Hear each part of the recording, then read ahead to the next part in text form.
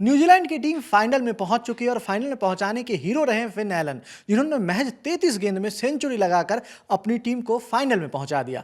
लेकिन इससे पहले पहली इनिंग में एक ऑलराउंडर है जिन्होंने बहुत ही शानदार बॉलिंग की, और वो सिर्फ इस मुकाबले में नहीं, इससे पहले 3 मुकाबलों में वो लगातार अच्छी बॉलिंग कर चुके हैं। इस टूर्नामेंट की शुरुआत में जब वो टीम में आए थे तो उनको सिर्फ एज अ बैटर देखा जा रहा था। बॉलिंग वो करते थे लेकिन उनको as a part time bowler देखा जाता था। लेकिन पिछले 3 मुकाबलों में जो रोल उन्होंने निभाया है वो टीम के सबसे मुख्य गेंदबाज बन गए हैं और सबसे अहम विकेट्स भी चटकाते हैं। तो प्रशांत, सबसे पहले हम बात कर रहे हैं रचिन रविंद्र की। तो रचिन रविंद्र का जो इम्पैक्ट है वो कितना इस मैच में खास करके दिखा आपको? अगर साउथ अफ्रीका वाला मैच सेमीफाइनल देखोगे आप, तो साउथ अफ्रीका की टीम के दो बड़े खिलाड़ी हैं, दोनों एम जो है, मार्करम और मिलर। अब अगर उन दोनों को आउट करना है और अगर कोई भी बॉलर दोनों के विकेट ले लेता है, तो अपने आप में ये बहुत बड़ी चीज़ हो जाती है कि आप किसी भी टीम के दो ऐसे बैटरों को आउट कर रहे हो जो अपने दिन पे अकेले मैच पलट सकते हैं। आप याद करिए, मार्करम ने पिछला मैच जो खेला था, यहाँ शतक बनाया था, कितनी अद्भुत पारी खेली थी, ठीक है। अहमदाबाद के मैदान पर जब डे मैच था और टॉस जीतकर रेड सॉइल पे चेज़ करने को चुना था, तो उन्होंने ट्रस्ट किया था अपनी बैटिंग पे भी और पिच पर भी। लेकिन जिस तरीके की बैटिंग की तो अद्भुत थी। तो अगर मिलर और मार्करम को कोई आउट कर देता है, और वो भी ऐसे गेम के ऐसे फेज में जहां साउथ अफ्रीका की टीम पहले ही 2 विकेट खो चुकी थी, दोनों रैन रिकल्टन और डिकॉक दोनों आउट हो चुके थे, तो वहाँ से टीम को एक बिल्डअप करना था, एक स्कोर तो कुछ तो बनाना ही था। और वो भी एक ऐसा फेज है जहाँ पे इंडियन टीम इस टूर्नामेंट में ज़्यादातर फंसी है, 7 से 14 ओवरों के बीच में इंडियन टीम फंसी है।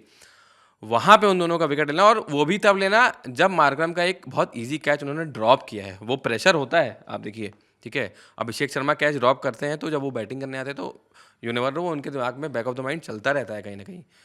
तो उससे ऊपर उठ के रचिन रविंद्र बॉलिंग में आए और उन दोनों को आउट किया, फंसाया। आई मीन अद्भुत है।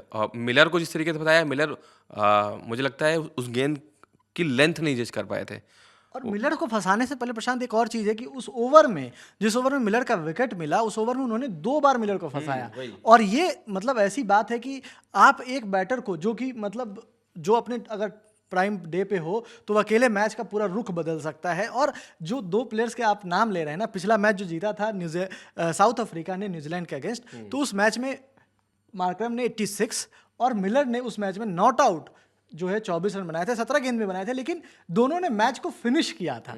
यहाँ पर वो दोनों का विकेट कितना अहम हो जाता है कि उन दोनों का विकेट उन्होंने लिया, और फिर मिलर को एक ही ओवर में 2 बार फंसाना, क्योंकि वो दिखाता है कि आप एक माइंड गेम से खेल रहे हो।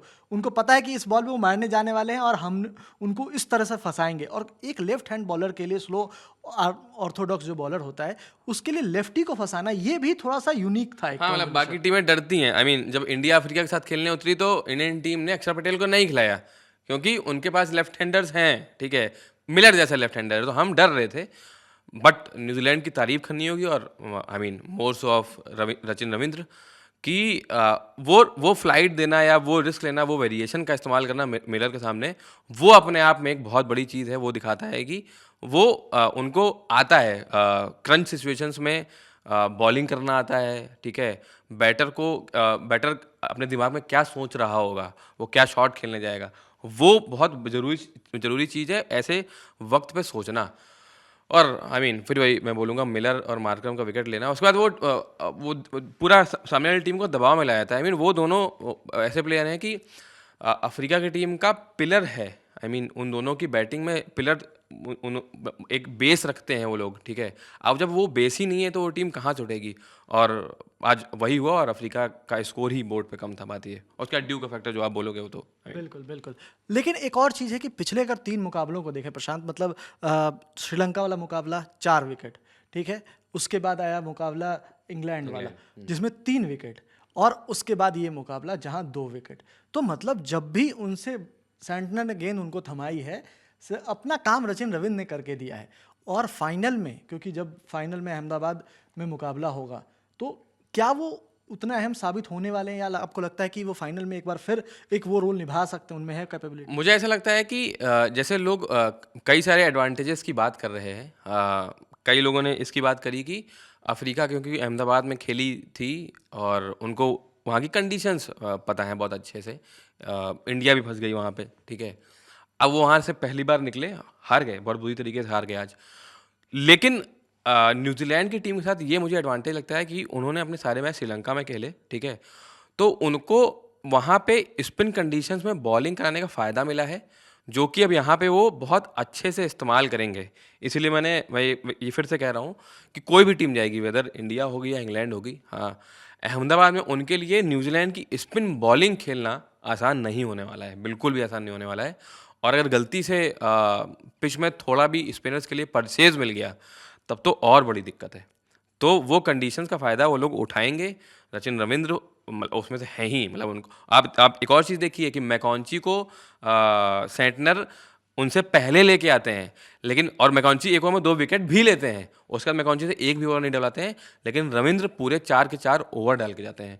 तो ये उनकी वैल्यू है उस टीम में, तो वो वाला सीन है। और जो ट्रस्ट उन्होंने पिछले 3 मुकाबलों में कमाया उसका भी बहुत बड़ा इसमें रोल है।